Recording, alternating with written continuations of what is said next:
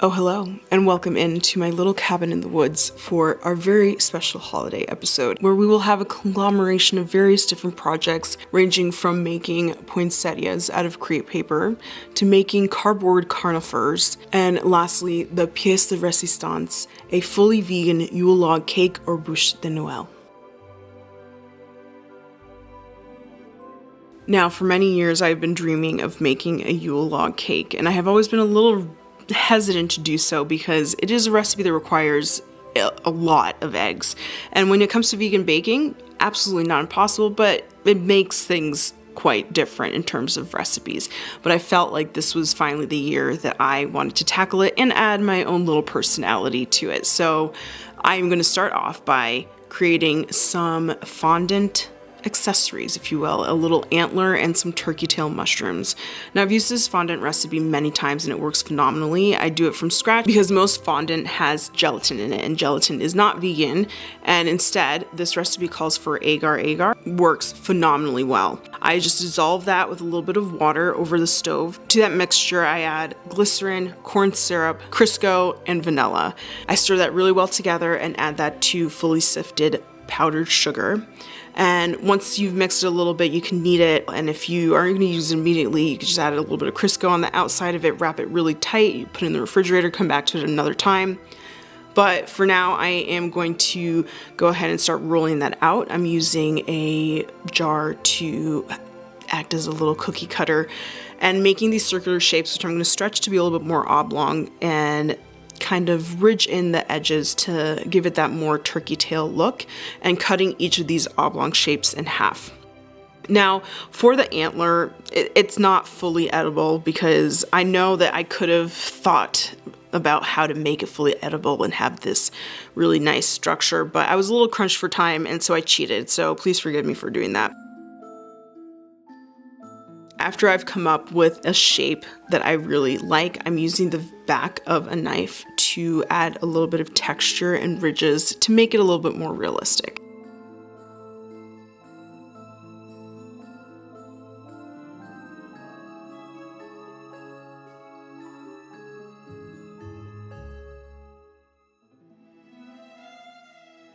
Now I need these fondant pieces to dry for a couple days so that they're nice and solid and hard for when I actually go to paint them. So in the meantime, let's get started on making some cardboard conifers. If you are new to my channel, or you're someone who's been here quite a bit, you might be sick of the amount of cardboard that I'm using constantly, but you know, it's there and it's accessible, and I find that there's a billion things you could do with it. And I had this idea last year of making just these little props of little conifers. And I think this is a really cool idea because you get to use a lot of recycled cardboard, obviously, but then you can also use any sort of paper, ribbon, things that you have that you can recycle, fabric even. In this case, I am using a mixture of different kinds of ribbon and some crepe paper. And I'm taking the ribbon and cutting it into certain sized pieces, I don't know, like 3 inches or so, depending on how thick you want it, and just folding them over on themselves and gluing them to the cardboard. It's super easy. I will tell you though that this takes a lot more ribbon than you would think, but if you collect your gift ribbons for quite a few years, maybe it's a good idea.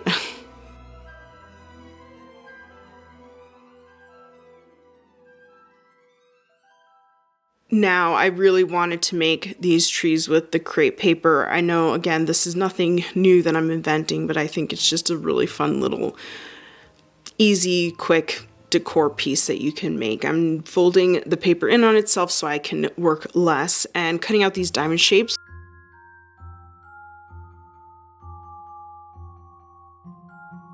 And you've already folded the paper, you get these little triangles, so I use those triangles to make another tree, so I am wasting as little paper as possible.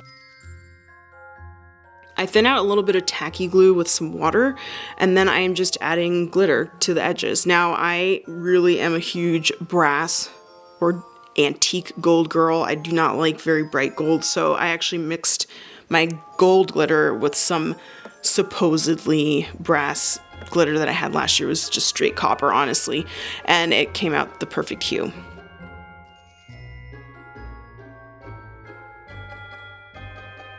Now, back in the kitchen, we are going to get started on making our mushroom meringues. Now for this, I'm going to be using aquafaba, which is just the godsend when it comes to egg replacement in the vegan baking world. And honestly, once you reduce it a little bit, which I never do in typical baking, but since I want this to actually whip up, I am going to be reducing it by half. And you whip it, and you whip it for a very long time. You can never over whip it, which is nice compared to egg whites. But it takes some time. I do notice that it works a lot better when it's fully chilled. So once it's reduced, let it cool down and then pop it in the freezer or the refrigerator for just a little bit of time. And then it works beautifully. You can just double check and make sure that everything looks good if you're able to tip over your bowl. I'm just using a piping bag and piping these mushrooms, and they are going to go into a 200-degree oven for 2 hours or so. And while that's happening, I can finally get started on my cake. Now this is a sponge cake. Sponge cake typically has a lot of egg, as I was saying. And you guessed it, we're going to be using aquafaba to remedy that little hurdle. Now this recipe called for some hot water or coffee. I thought I would be creative and add an infused tea, an Earl Grey, and honestly, I couldn't taste it, but it doesn't hurt any.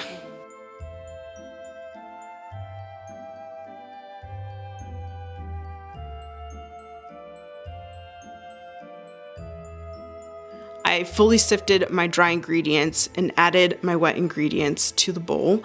And separately, I have whipped my aquafaba mixture, and I am going to be folding this in very gently into my batter to create the perfect sponge cake batter.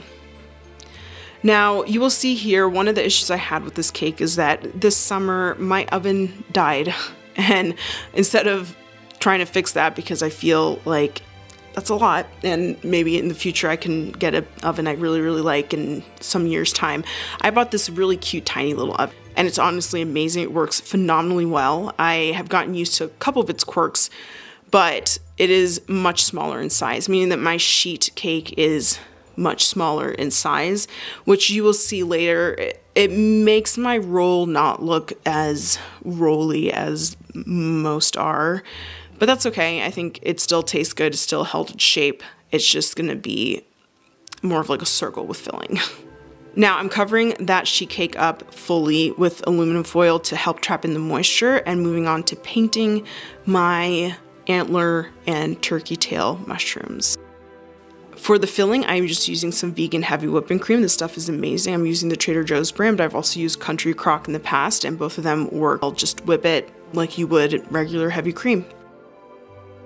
With my fully cooled sheet cake, I am adding in my filling, which again is just heavy whipping cream that's vegan and powdered sugar.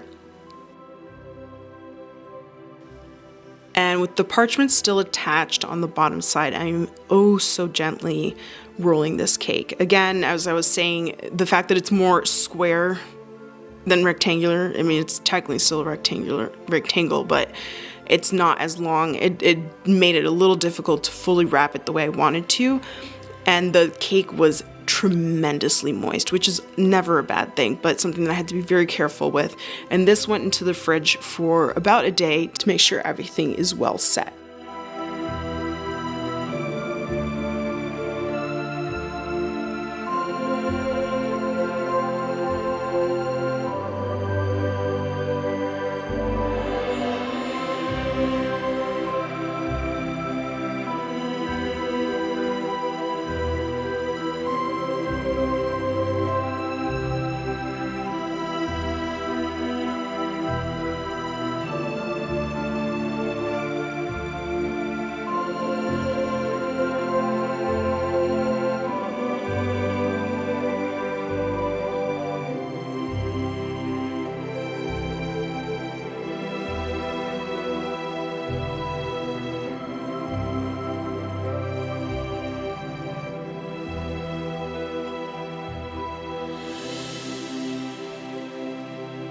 After my fun foraging excursion outside in the snow with Arrow, I was thinking to myself that I had a little bit of a conundrum. If you were here with me during the Halloween season, you know that I made a cardboard haunted Halloween tree. Now, I figure that, you know, I'd eventually later figure out how on earth to move this out of my house. And later has come and I have no idea what I'm gonna do. So I decided I'm gonna turn it into a snowy tree for winter, because why not? And so I just used some extra fishing line that I had from that project and used some fake snow that I had from last year's project and used a little bit of hot glue and made this faux snow look. And it's pretty simple and I think it looks kind of cute.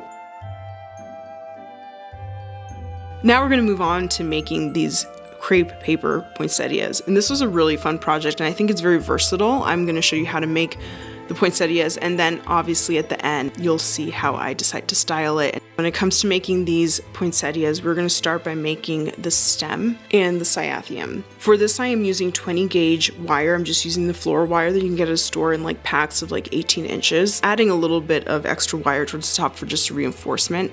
I'm cutting really small strips of crepe paper, and I like to use heavy crepe paper that has stretch to it. When you pull on it, it gets really, really long and stretchy, and that really helps with shaping, as you'll see in a little bit, along with just being able to make these really long strips as well. I'm taking a thicker strip about 1 inch in width, folding it in half and cutting tiny, tiny little nicks into it to create this center spot. And I'm not going for the most realistic look here, obviously, because I'm going to use glitter, but I just used a silicone brush, very roughly brushed a little bit of tacky glue and dipped this into the remaining glitter that I had from my previous project. Now, I definitely heard you all loud and clear with my Halloween tree video that, you know, math is just not very fun. I get that. And so I'm going to give you a template or a way to do this that does not include very much math at all. So when it comes to making these leaves, I made different sizes, each about 1/2 inch difference from one to the other, and I just free-handed the leaf shape. The way that you know how big to cut your square from which you're going to cut out this template, you're just going to take your leaf that you drew and mark on each side, and then add about 1/2 inch minimum to each of those sides, just to account for overlap and for shape and all that. And if anything, go more towards a square shape than a rectangular shape, because that will give you plenty of room.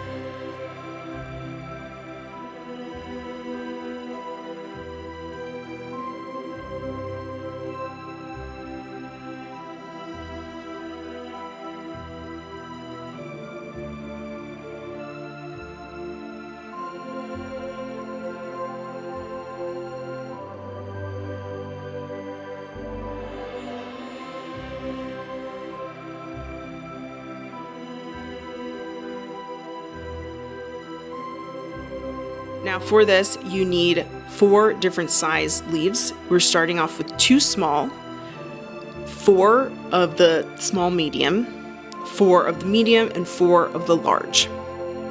When it comes to cutting the wire, I like to cut it the exact same diagonal length as the piece of paper, because I like to position it a little bit further away from the top so that I can make sure I'm not running into it when I'm cutting the top part of the leaf. And you're never gonna really reach the bottom of it anyway, so once you cut away the paper, you should have about 1 inch or so of wire for you to bend. Now, this is one of the glories of using this stretch heavy crepe paper, is that it is very pliable. And so the actual leaves of poinsettias, which are actually native to Mexico, don't really have any sort of indentations in it. They're just pretty waved. I think it's really cool. My mom, I was talking to her last year, and so my parents are both from the Dominican Republic, and they're, along with, again, Mexico and a lot of more southern areas in the Americas, these poinsettias grow to be gigantic, like bushes and trees, and they're just obviously just growing in the ground, which is really interesting because I've never seen them like that just growing up in North America. And actually these red brocks, as they're called, modified leaves, aren't a flower at all, actually. And so I think that's all just kind of cool, all the different things about poinsettias that I didn't know. Now, when it comes to assembling this, once you've gotten all your pieces, you're going to start off by doing 2 of the smaller size brocks at the very top, completely diagonal from each other. And I'm taking one of those really, really thin strips of green crepe paper that we cut at the very beginning, and I'm using that to both secure the wires and also hide them.